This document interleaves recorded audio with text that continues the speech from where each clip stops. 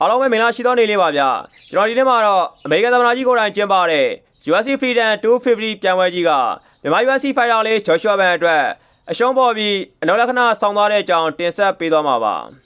ဂျော်ရှွာဘန်နဲ့တက်ဆိုဒန်နာတို့ရဲ့ဖလောင်ဝိဒန်ချန်ပီယံခပတ်လူပွဲအပြီးမှာတန်နာဝေါ်လည်းထုံးနဲ့နိုင်ရပြီးဂျော်ရှွာဘန်ချန်ပီယံဆက်လက်ကာကွယ်သွားနိုင်တဲ့အတွက် B4B ranking 10ကနေအဆင့်9နေရာအထိဂျော်ရှွာဘန်တက်လန်းလာခဲ့တာပါ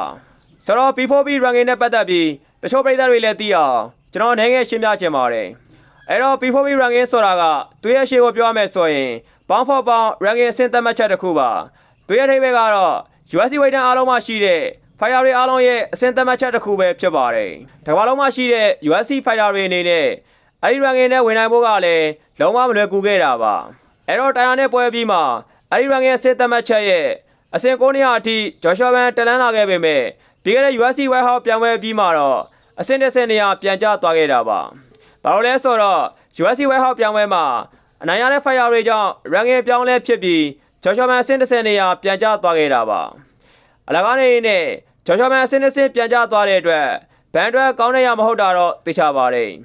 ဒါကြောင့် UFC White House ပြောင်းပွဲကဘန်အတွက်ဆုံးရှုံးမှုတစ်ခုဖြစ်သွားတဲ့အတွက်အနောက်လက္ခဏာဆောင်ခဲ့တာပဲဖြစ်ပါတယ်